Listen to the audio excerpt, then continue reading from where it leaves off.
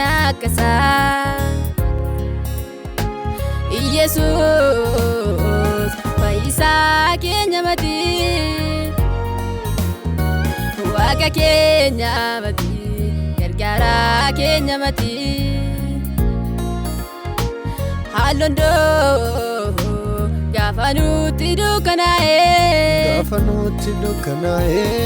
Bo'ee naannoo jettee nugdabaatte matee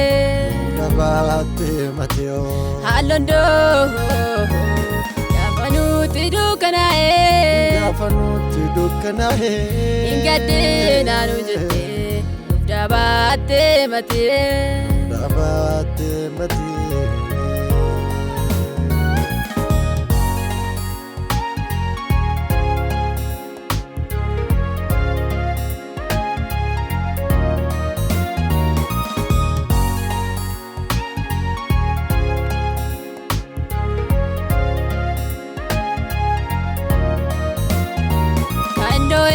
barbaanne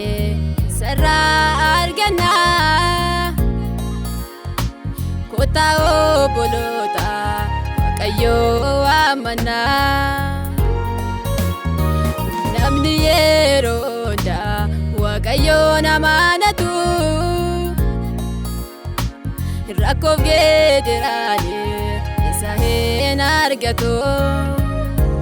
nuuf laatee Waaqayyoo tokkicha ilmasaa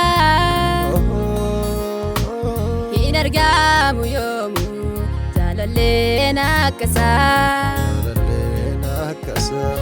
Yesus fayyisaa keenya mati Waaqa keenya mati gargaara keenya mati Halondo gaafa nuti dukkanaa'e Bo'ee naannoo jettee nugdabaatte matee Halondo gaafa nuti dukkanaa'e Ingadde naannoo jettee nugdabaatte matee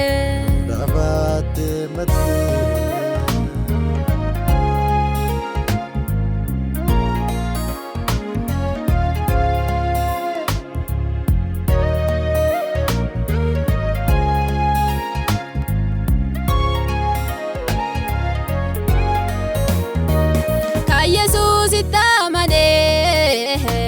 tasuma salvato harka warmota gonkuma imelato isarka argana waanu barbaachisu Yesus tu danda waanu dadalchisu Yesus itamane tasuma salvato harka warmota gonkuma imelato isarra argana waanu barbaachisu Yesus tu danda waanu dadalchisu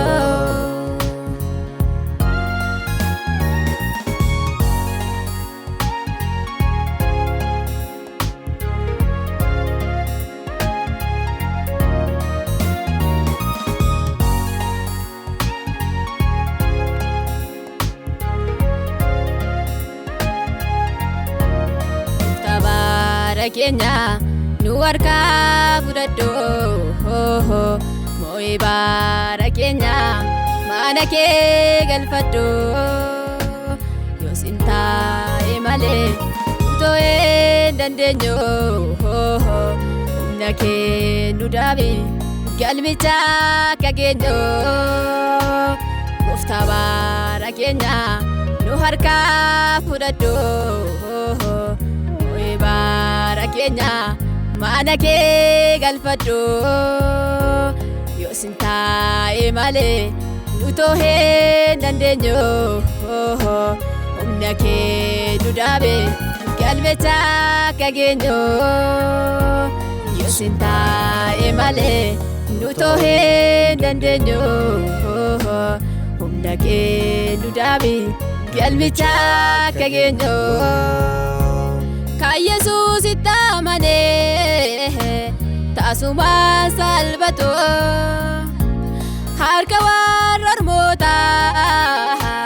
gonkumaa hin mul'atu isa harkaa